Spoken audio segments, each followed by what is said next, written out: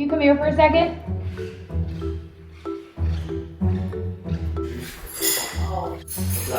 I think I have an amazing idea. I kind of heard that this episode is maybe a little more boring than some.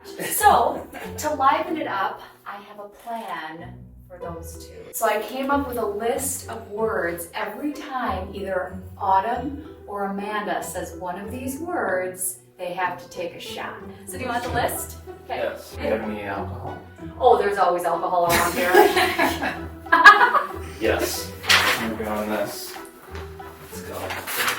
Hi, it's Amanda and Autumn, and you've probably seen a couple episodes of the Food Blogging Diaries show, and I've been getting a lot of questions.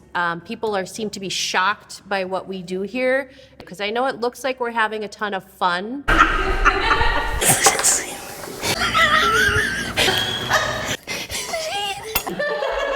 And we do, quite honestly, but there's also a lot of headaches and hair pulling and random screaming at people. Autumn! Liz! Chad! Because we deal with trials and tribulations and the headaches of running a business and trying to make it adequate enough for the internet. I thought I would break down some of that information for you. And Autumn, she knows a little bit about emotional support. I don't ever need emotional support. That was inappropriate.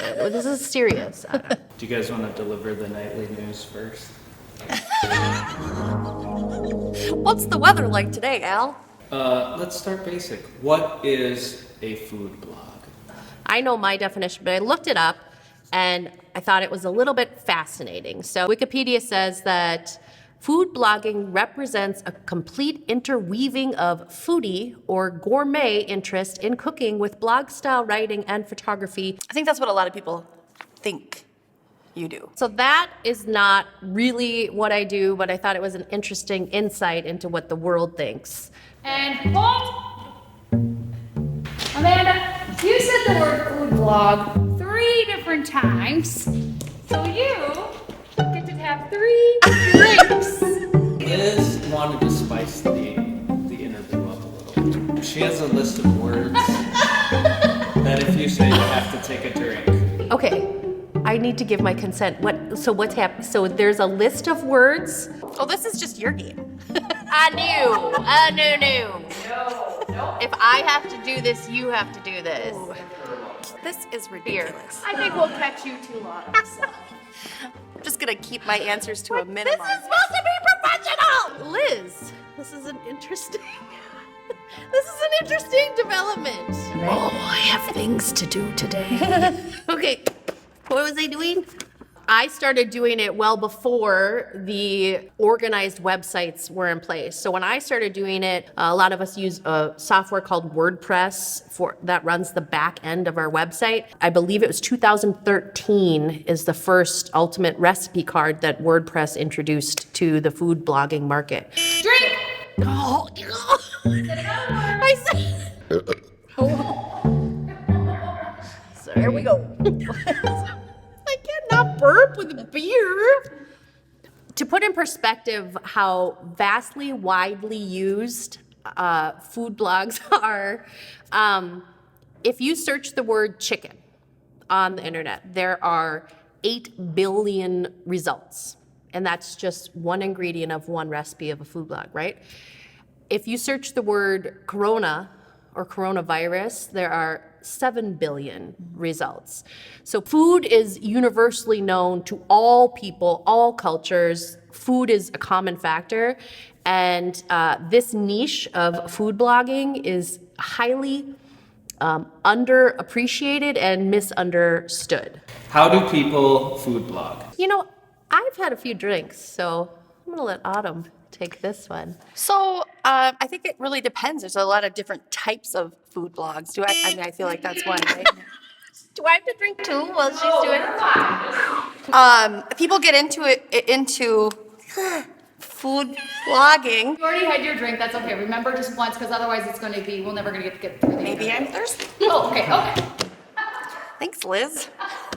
a lot of people get started as maybe more of like a hobbyist. I think a lot of people get into food blogging as a hobby.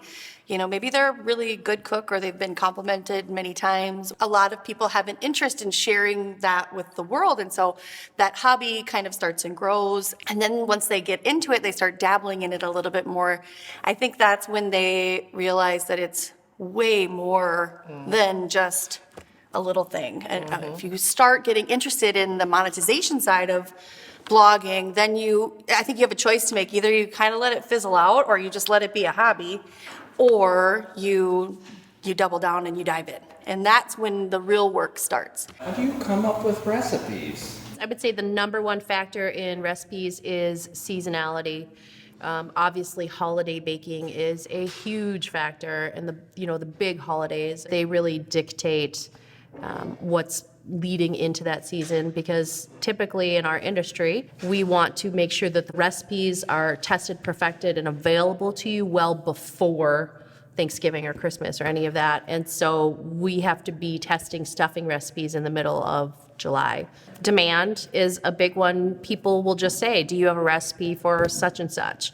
And if I don't, then we'll get on it, and we'll usually add it to our list of things to do. We generally look for content that people are looking for because we want to make sure that our audience has what they want. And usually put our own spin on it. Oh yeah, always. I can't believe we made it through all that with not even a single one. I find this question hilarious because I personally would never put up a recipe on my blog that I've never tasted. But yes, we test everything in-house several times, and we happen to have 5 very diverse palates here. Yep. My tastes do not align with anyone. Yeah, I think it would be good with plain rice, but we could do, who likes it with plain rice? Fritos can suck it. Or we could just recommend a garnish of jalapeno because that's delicious. On Sloppy Joe? Yeah. We're not having this argument. I think a couple of you have some similar tastes, but you still vary on certain things. And every person has to give an account to the recipe, and it's the common things. Is it too salty, too sweet? Does it taste good? For the most part, it has to get majority vote to get on the website. And when it has or we publish with the stipulation of one person was obsessed with this, 4 people were not. If this is your taste and your palate, you might like this as well. I think that tends to be things that are like extreme in one area or another. Like, oh, if you really like spicy food, you're gonna love this. Most of the people here didn't like it because they don't like spicy food. I don't like spicy. Minnesota, ketchup is spicy. Too spicy. Not for me. For me. But some people don't like mushrooms, and so like a stroganoff is gonna have mushrooms in it. And it's maybe not gonna pass the test for a couple. What'd you Stroganoff is... What? That's just a funny word. Stroganoff? So we answered that. Let's move on. What do you do after a recipe is published? So I do 100% of the social media management of everything associated with iambaker, I am Homesteader, with the exception of Pinterest. Yep. Pinterest is impersonal. You do not need a personality to post content to Pinterest. So I do have that outsourced. So I go through a lot in the process of photography. I always call for a hero shot of what the food is because I want to put it on Facebook and I want people to look at it and to think that looks delicious and yummy. I want to make it. Take a drink. What word was that? You have to drink I too feel now. like I'm just This is a team. Social media. I literally spend 8 to 10 hours a day on Facebook. Yo, you should drink. Again, ladies, once you've said it once, you don't have to keep drinking. Rules have changed. The rules have changed, and she's the boss. I am your captain now. I'm the captain. I am the captain now. I've never seen that movie, by the way. So I rely heavily on social media for traffic. The whole big picture and everything that we do and say for our websites is to get traffic to the website. In that, Facebook is the biggest driver of traffic for me, and so I put all of my time and love and dedication into it. And the people there, I consider a lot of them friends. Is that sad? I mean, you have real friends in real life. I don't. Do I? Just the one. Just the one. This is a good question. How much money does just one recipe cost? He said the word, so drink. Oh!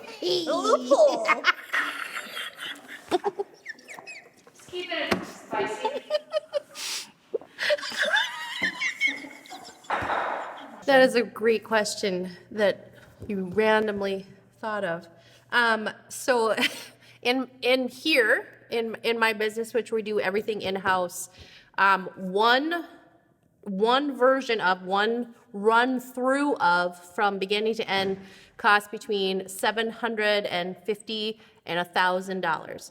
That doesn't account for additional testing. That's the average cost of that. So that takes into effect Account. of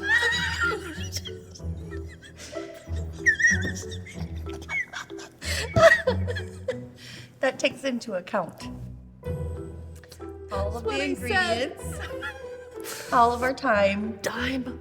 Yep. Yep. I think that we expect some. Just things are going really well right now. I got this. What is the question? I'm 100% focused. $750,000. As well. She's getting tequila. No. Are you getting tequila? But did you see how she's How do you make money? That's a great question. So there are several ways that food bloggers can earn money. The number one is through advertisement on our websites. And currently in the food...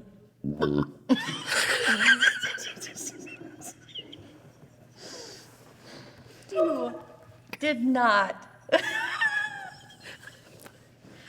That was vile. Fine. Everything's fine. It is through... Wait, just give me a second. Want me to start? No, I got it. I got this. So, food bloggers have access to many different avenues of monetization. One of the main ones is through ad companies. What they do is they handle ad placement on your website there. But you get some say because, like, if they're starting to throw ads on there for like foot fungus. Oh yeah, I can veto. can take And I can veto political, pharmaceutical. Is that a bad example? I'm sorry. So if you're like messaging me that you got some sexy lingerie ad, that is based on you, not me. I, as a user, don't want a bajillion ads. Anyway, that's... Oh, bajillion was it. Dang it, she knows you so well. The other way to earn income is through sponsored content. You can work with brands. What's our favorite brand to work with? They ignore the heck out of me. I'm your biggest fan. You can have a wall on your website that people have to break through. I forget what it's called. A firewall? Wow. You a subscription. Well, I'm embarrassed. Had a grand scheme, wonderful plan, thought, well laid out plan. No. how did Liz? How did you ever? Gonna go. Plan ever. Have we ever followed a plan well? Show the drone. I think people are gonna love this. Serious video.